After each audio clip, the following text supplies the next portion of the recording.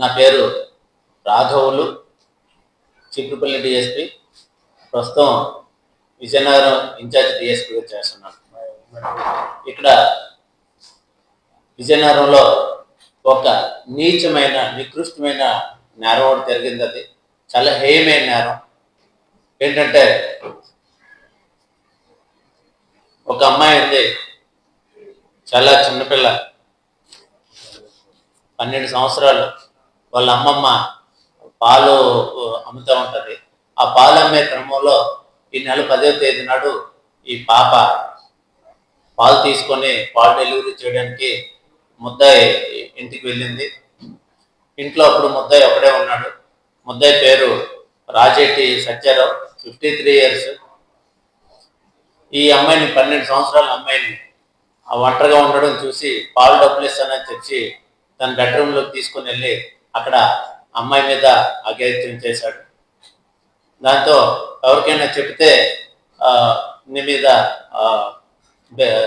Action తీసుకుంటామని చెప్పి బెదిరించాడు.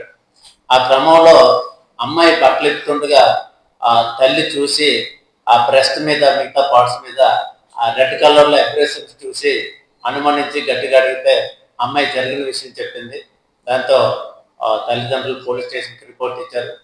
మన ఎస్ఐ నరసింహమూర్తి గారు, సిఐ నరసింహమూర్తి గారు, అలాగే ఉమ్మన్ ఎస్ఐ గారు కేసు దర్యాప్తు చేసి ఆ ముద్దాయిని పట్టుకొని ఇప్పుడు ఈరోజు రిమాండ్కి పంపిస్తున్నారు. ఓన్లీ దీనికి ఈ పోక్సో చట్టం అనేది చాలా కఠినంగా ఉంటుంది. ఇందులో ఏంటంటే ఈవెన్ మరణ శిక్ష కూడా విధించదగ్గే శిక్షలు ఉన్నాయి ఇందులో. దీనికి నేరం అనేది నిరూపణ తప్పనిసరిగా ముద్దాయి మీదే ఉంటుంది.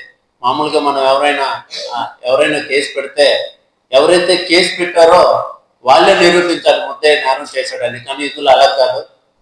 ఎవరి మీద అయితే నేరం మోపడుతుందో ఆ ముద్దాయి నిరూపించుకోవాలి, నేను ఈ నేరం చేయలేదు అని.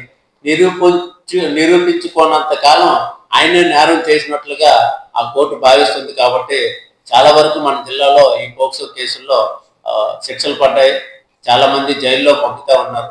ఇటువంటి నేరాలు ఎవరైనా రహస్యంగా, గోప్యంగా ఉంచినా, రాజీ చేయడానికి ట్రై చేసినా కూడా వాళ్ళ మీద కూడా చట్ట ప్రకారంగా చర్యలు తీసుకోబడతాయి. ఇటువంటి ఒక స్టిగ్మా మన సమాజానికి ఒక మాయన మచ్చ. ఇటువంటి నేరాలు జరగకుండా చూడవలసిన బాధ్యత అందరి మీద ఉంది. కాబట్టి ఇటువంటి ముద్దాయిలు తప్పించుకోకుండా ప్రజలందరూ సహకరించాలని కోరుతున్నాను.